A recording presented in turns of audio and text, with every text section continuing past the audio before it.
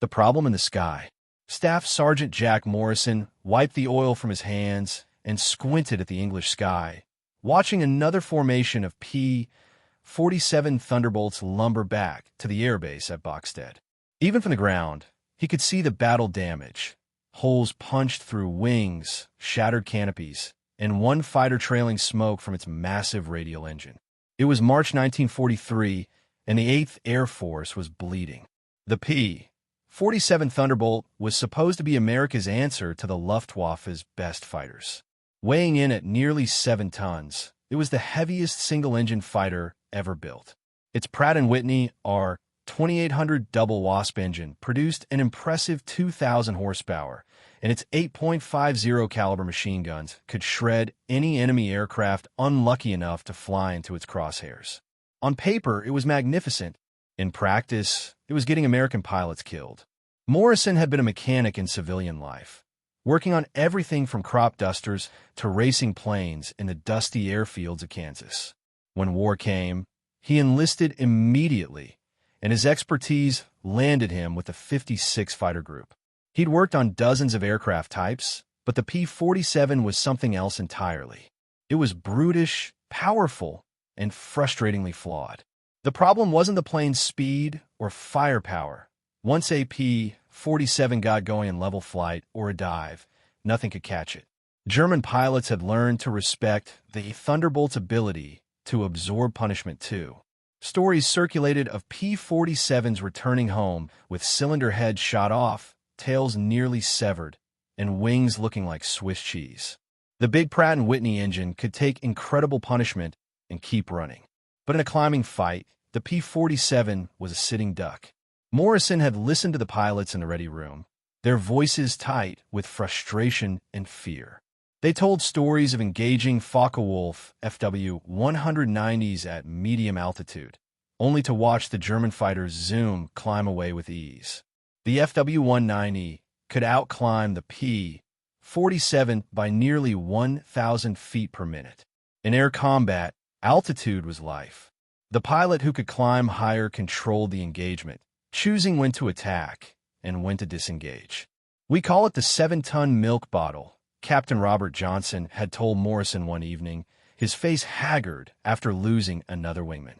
"She'll dive like a brick and run like hell in level flight. But try to climb with a Focke-Wulf? Forget it. You're a dead man." Morrison had nodded, understanding the deadly arithmetic. In Europe's contested skies, American fighters needed to escort heavy bombers deep into German territory. The bombers flew at 25,000 feet or higher, and the escorts needed to stay above them to fend off attacks. But if a P-47 dropped down to engage enemy fighters below the bomber stream, climbing back up to escort altitude was a slow, agonizing process, and German fighters could pick them off during the climb. The situation was becoming critical.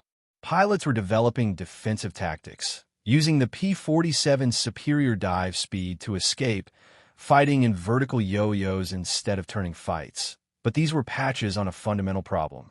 The war in the air was being fought on German terms, and every mission cost lives. Morrison wasn't an engineer.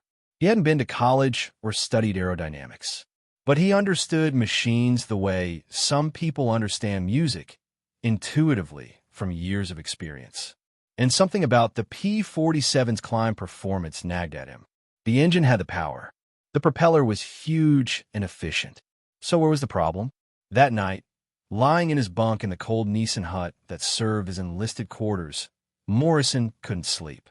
He kept thinking about the R-2800 engine, its turbocharger system, and the complex maze of ducting that fed air to the massive radial.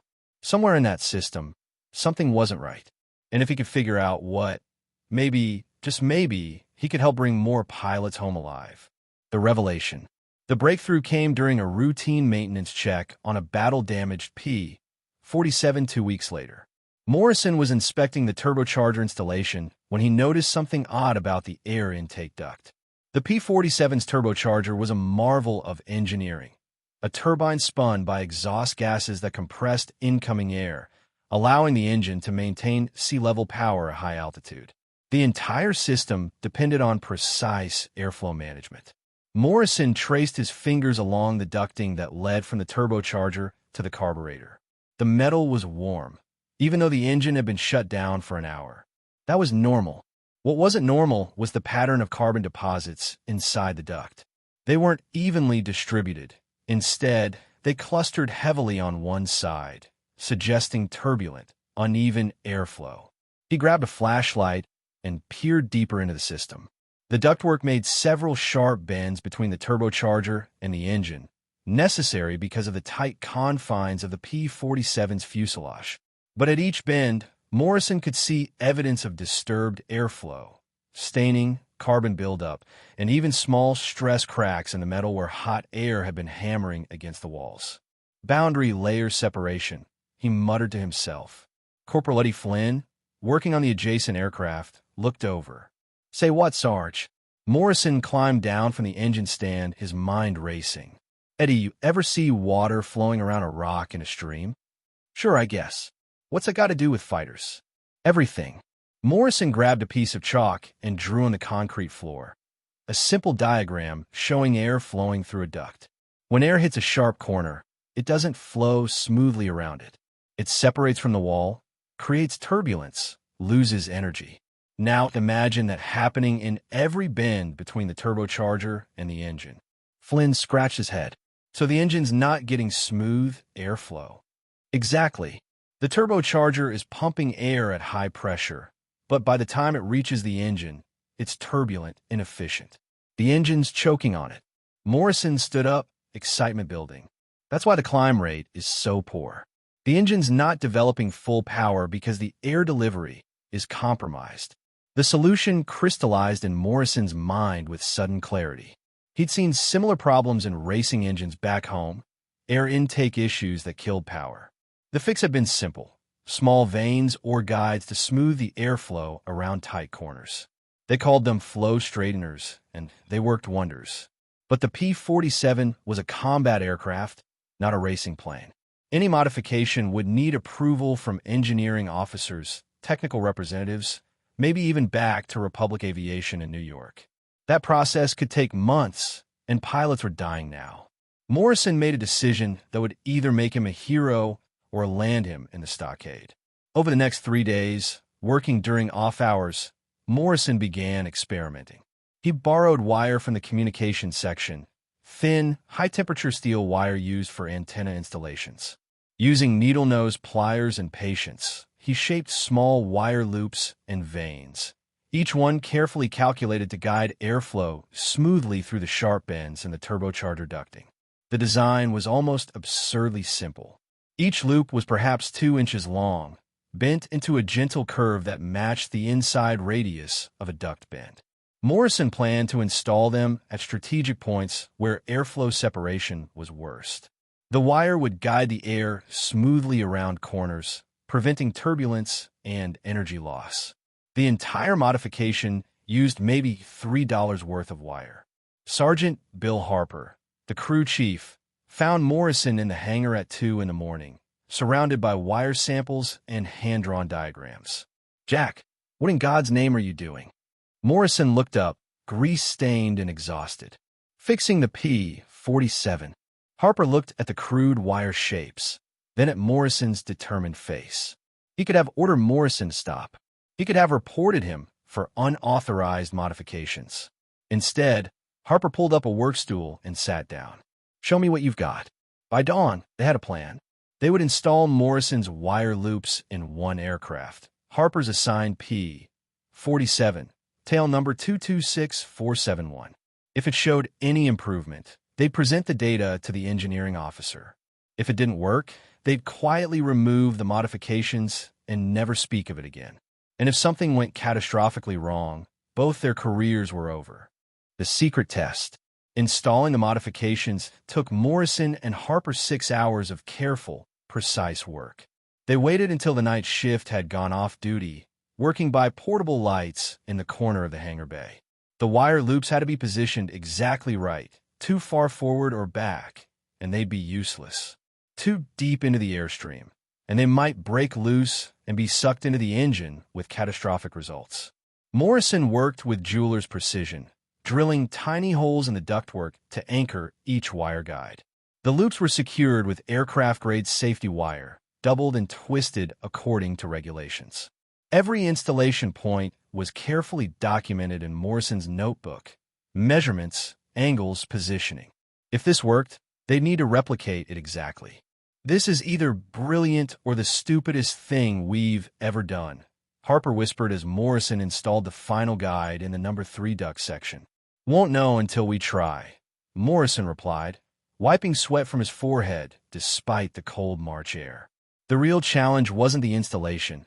It was testing the modification without drawing attention. Official engine runs required paperwork, officer approval, and multiple witnesses.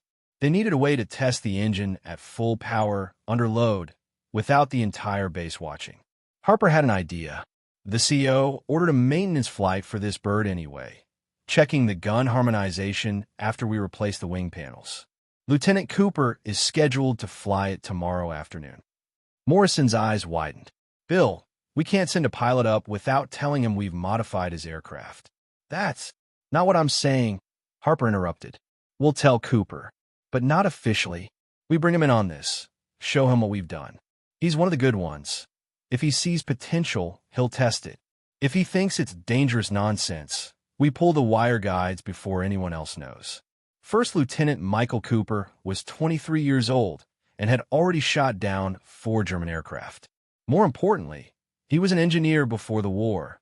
He'd understand what Morrison had done. At 0600 hours, Harper and Morrison caught Cooper heading to breakfast. "Lieutenant, we need 5 minutes of your time. It's about your bird." They walked Cooper to the hangar and showed him their work. Morrison explained the theory: boundary layer separation, energy loss in the turbocharger ducting, the simple solution of flow guides. He showed Cooper his calculations, rough as they were, and his documentation of the installation. Cooper studied the modifications in silence, occasionally asking technical questions. Finally, he straightened up and looked at both mechanics. "You did this without authorization?" "Yes, sir," Morrison admitted. "We'll remove it all if you say so. But, sir, we're losing pilots because the P-47 can't climb. If this works, you solve a problem Republic's engineers haven't figured out in 2 years of production." Cooper ran his hand along the ductwork, feeling the wire guides.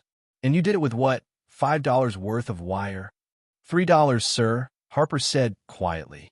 Cooper laughed, a short bark of sound in the empty hangar. Then his face turned serious. "Here's what we're going to do. I'm taking her up for that maintenance flight. I'll test climb performance at various power settings and altitudes. If I notice any engine roughness, unusual behavior, anything wrong at all, I'm landing immediately, and you two are pulling every bit of this wire out." "Understood." "Yes, sir," they answered in unison. "But if it works?" Cooper's eyes gleamed with possibility.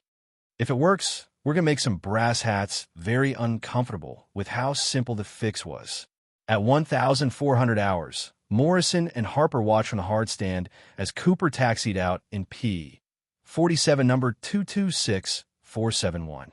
The big radial engine thundered smoothly, propeller blades flashing in the weak English sunlight. Cooper ran through his pre-flight checks, then advanced the throttle. The Thunderbolt accelerated down the runway, lifted off, and climbed toward the overcast sky. Morrison's heart hammered in his chest. If something went wrong, if a wire guide broke loose, if his calculations were off, Cooper could crash.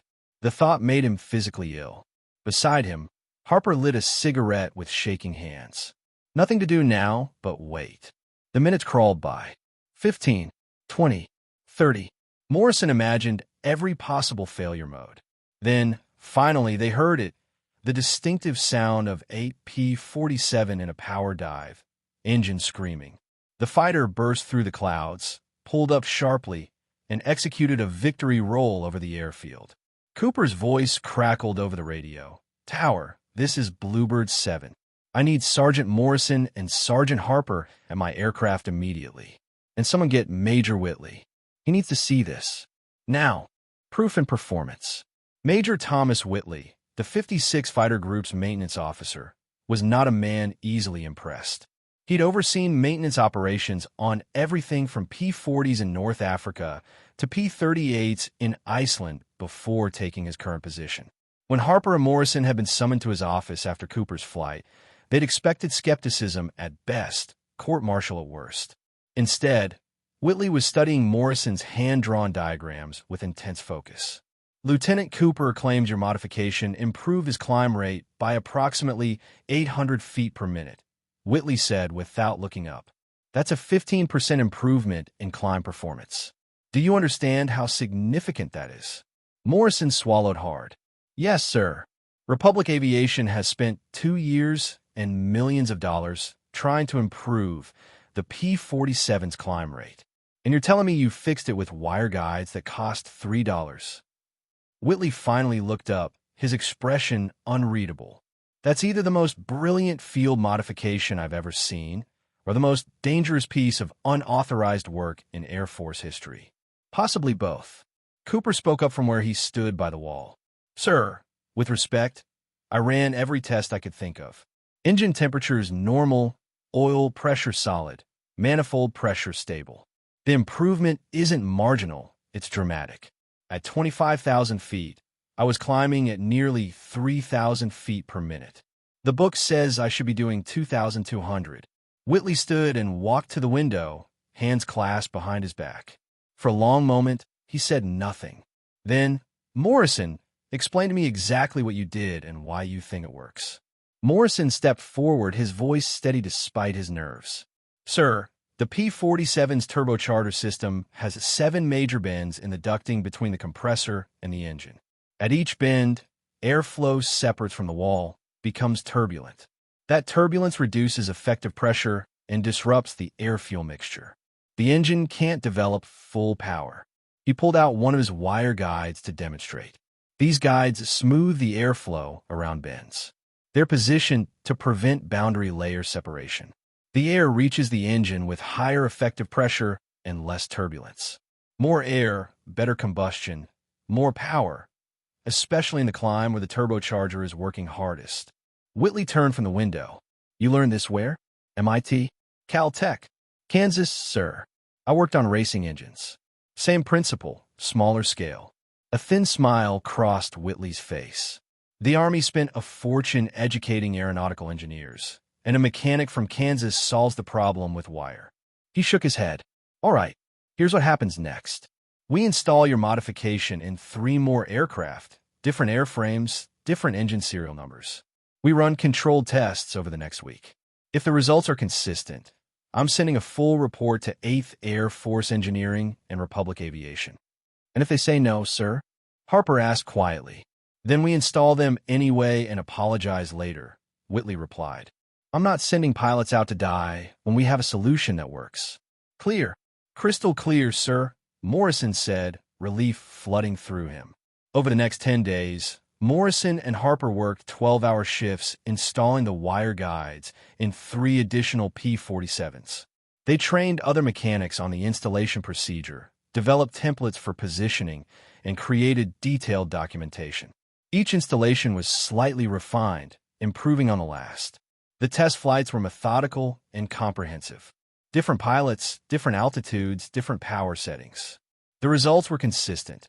Every modified aircraft showed dramatically improved climb performance. More importantly, engine reliability remained perfect. The modifications caused no problems, created no failures, and asked nothing of pilots except to enjoy the improved performance. Captain Robert Johnson, the same pilot who'd complained about the 7-ton milk bottle, flew one of the test aircraft. When he landed, he climbed out of the cockpit with a stunned expression. It climbs like a different airplane, he told the assembled ground crew. I went head-to-head with the FW-190 over Wilhelmshaven yesterday. Simulation flight with a captured example. The Focke-Wulf pilot gave up trying to outclimb me. Gave up. He grabbed Morrison's shoulder. Sergeant, you just changed this war. Word spread through the fighter groups with remarkable speed. Pilots who'd been skeptical of the big, heavy P-47 suddenly wanted the modification. Mechanics from other squadrons visited Bokstead to learn the installation procedure. By April, 60 P-47s in the 8th Air Force had Morrison's wire guides installed. The real proof came in combat. On April 15, 1943, the 56 Fighter Group engaged a formation of FW-190s over the Dutch coast. For the first time, P-47 pilots found they could match the German fighters in a climb. 2 Focke Wulfs were shot down when they attempted to zoom climb away from pursuing Thunderbolts, a tactic that had always worked before. No American fighters were lost. The German pilots' reports back to their commanders reflected their confusion. The P-47s were behaving differently. The heavy American fighters that had always been vulnerable in climbing fights were suddenly dangerous. Luftwaffe tactical doctrine would have to change. In his quarters that night, Morrison received an unexpected visitor. Colonel Hubert Zemke, commander of the 56 Fighter Group, knocked on the door of the enlisted men's hut. "Sergeant Morrison, walk with me." They walked in silence to the hard stand where a row of P-47s sat under the stars. Zemke stopped and looked at the fighters. "Do you know what you've done?" Zemke asked quietly. "You've given my pilots a fighting chance. Before your modification, we were matching firepower and armor against superior performance. Now we're matching everything. You saved lives, Sergeant, more than we'll ever be able to count." Morrison didn't know what to say. He just nodded. "Republic Aviation is sending a team next week," Zemke continued. "They want to study your modification, incorporate it into production. There's talk of a commendation, maybe a promotion." He paused. "But I wanted you to hear it from me first. Thank you. On behalf of every pilot in this group, thank you." Implementation and resistance. The Republic Aviation team arrived at Bokstad on April 22, 1943. Morrison had expected engineering officers, maybe a couple of technical representatives. Instead, 3 senior engineers, a vice president of manufacturing, and a representative from the Army Air Force's Material Command stepped off the transport aircraft. They did not look happy. The lead engineer, a man named Charles Donovan, who'd been with Republic since before the war, examined Morrison's modification with obvious skepticism.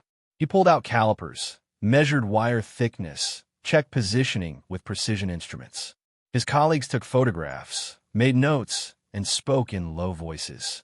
After 2 hours of inspection, Donovan called a meeting in the base operations building. Morrison, Harper, Cooper, Major Whitley, and Colonel Zemke were present.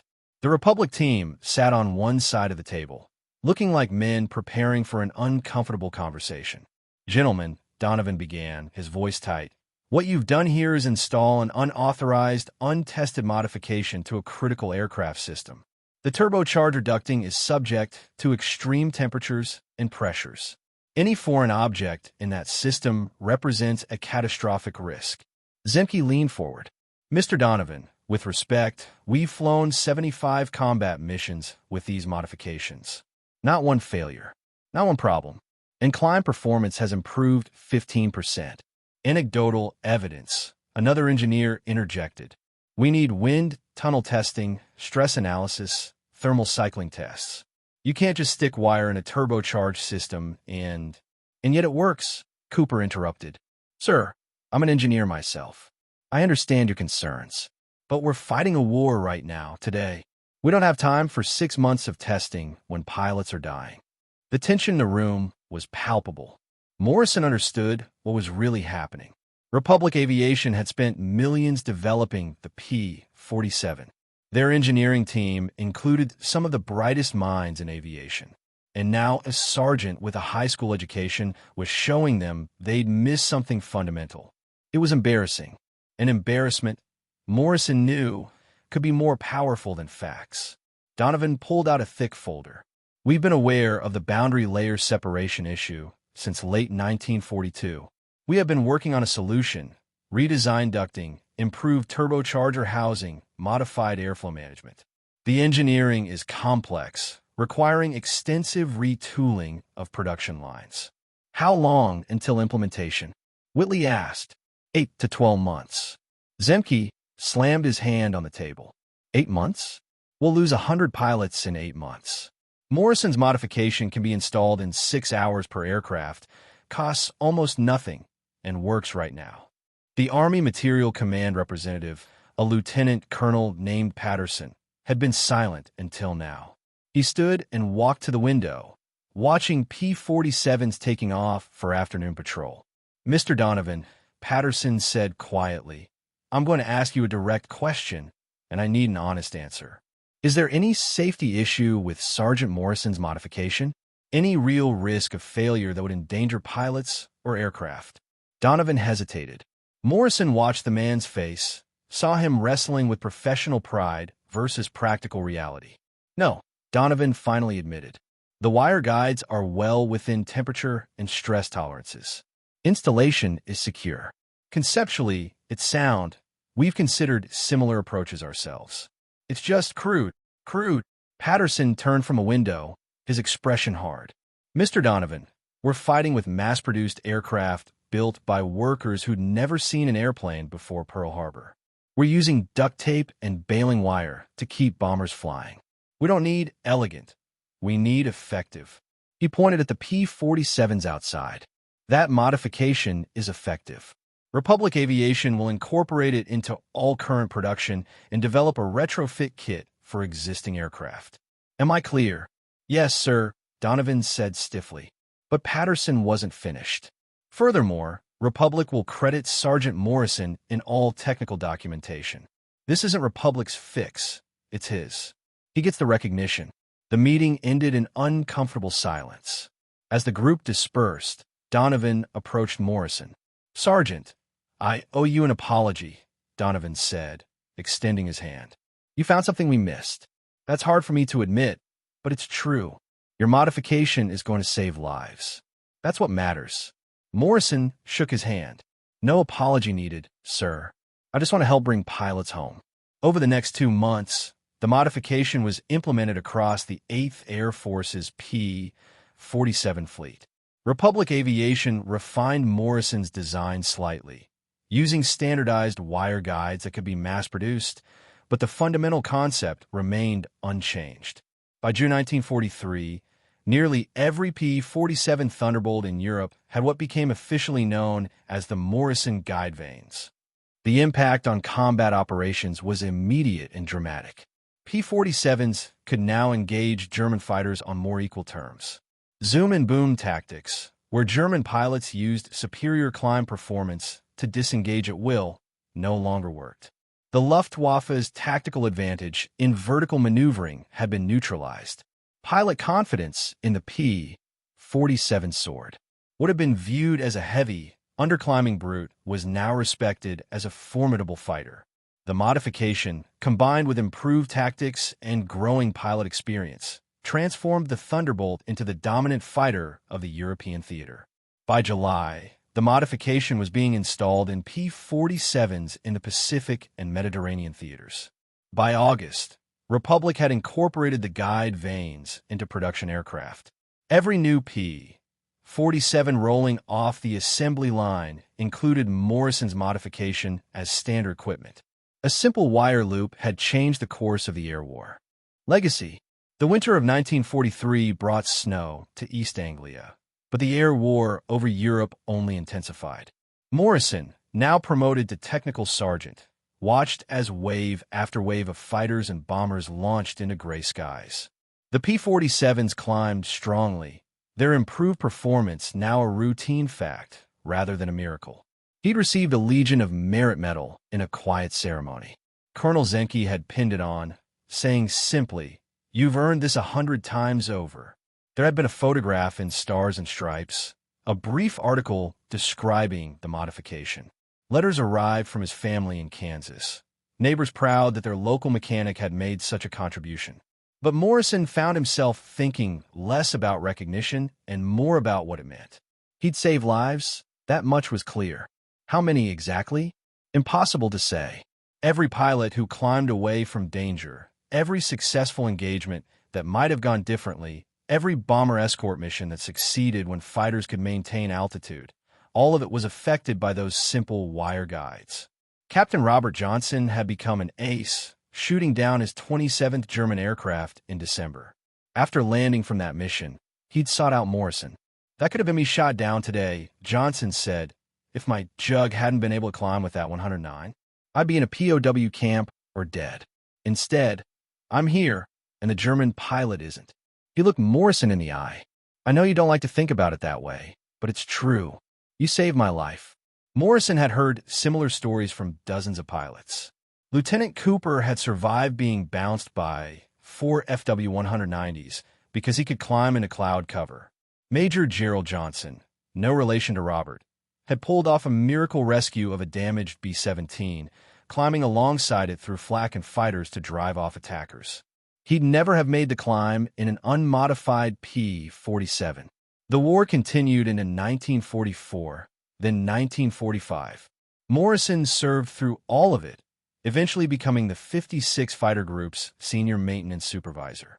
He trained new mechanics, refined procedures, and continued making small improvements wherever he found them. None had the impact of the wire guides, but each helped bring pilots home. On May 8, 1945, the war in Europe ended. Morrison stood on the runway at Boxted, watching the celebration. Pilots and ground crew alike were jubilant, knowing they'd survived. Somewhere in the chaos, he spotted the P-47 he'd first modified. Number 226471, still flying, still fighting, after more than 2 years of combat. The aircraft was scarred with patches and repairs, its paint faded and chipped, but it flew on. How many missions? How many pilots had it brought home safely? Morrison had lost count.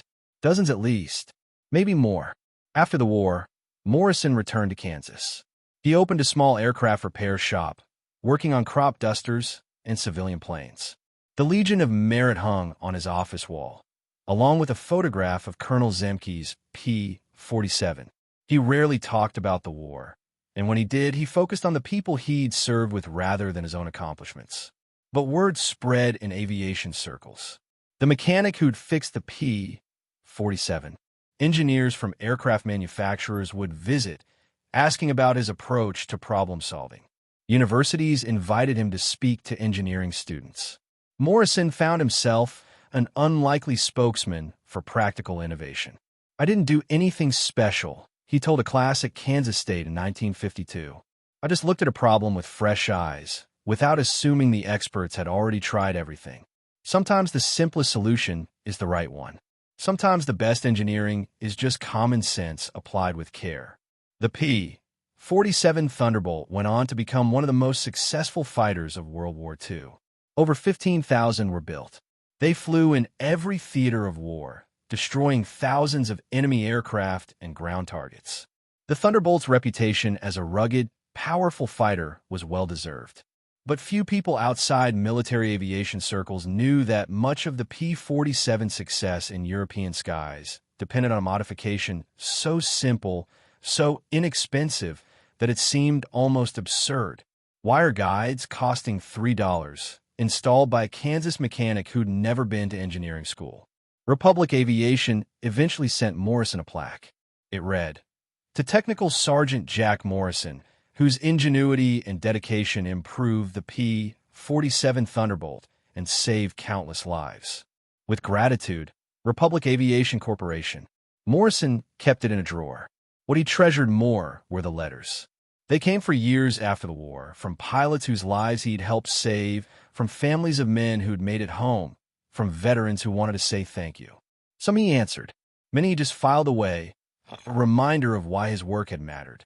In 1963, 20 years after his modification was first tested, Morrison attended a P-47 reunion. The event was held at the Air Force Museum in Dayton, Ohio, where a restored Thunderbolt sat in a place of honor. Hundreds of former pilots attended, men who'd flown the big fighter through the skies over Europe and the Pacific. When Morrison was introduced, the pilots stood and applauded. It went on for several minutes. These men who'd faced death in the air, showing their appreciation for a mechanic who'd given them a better chance at survival. Morrison, never comfortable with attention, stood awkwardly until the applause finally died down. An old pilot, his hair now white, approached afterward. "I flew 52 missions in P-47s, he said. Made it through without a scratch, though it was close a few times. I've always wondered, did you ever understand what you did for us?" Morrison thought about the question. "I fix an airplane," he he said simply. The pilot smiled. No, Sergeant. You gave us a fighting chance. You gave us hope. When we climbed into those cockpits knowing our jugs could hold their own against anything the Germans flew, that confidence mattered. It changed everything. Morrison lived until 1984, passing away at the age of 69. His obituary in the Kansas City Star mentioned his war service and his Legion of Merit, but devoted most of its space to his life afterward. The aircraft he'd repaired, the pilots he'd trained, the small airport he'd helped build in his community. But in Air Force maintenance schools, Morrison's modification is still taught as a case study in field innovation. In engineering classrooms, it's used to illustrate that the best solution isn't always the most complex. And among veterans of the air war over Europe, the name Jack Morrison is remembered with respect and gratitude. The wire guides themselves, those simple loops that changed the war, can be seen in museum aircraft today. They're barely noticeable, tucked inside the turbocharger ducting where few visitors would think to look. But they're there, a testament to what one person can accomplish with ingenuity, courage, and a willingness to challenge conventional wisdom. Hundreds of pilots made it home because of those wire guides. Hundreds of families were spared the telegram that began, "We regret to inform you." Hundreds of lives were lived that might have been lost. And all of it traced back to a mechanic from Kansas who looked at a problem, saw a solution, and had the courage to act. That, perhaps more than any medal or recognition, was Jack Morrison's true legacy. Proof that in the darkest times, one person with a simple idea can make a profound difference. The P-47 Thunderbolt destroyed 7,067 enemy aircraft, more than half of those in aerial combat. It flew 546,000 combat sorties and delivered 132,000 tons of bombs. Of the 15,636 P-47s built, 3,499 were lost in combat. But thousands more pilots made it home safely than might have otherwise, because one mechanic refused to accept that nothing more could be done.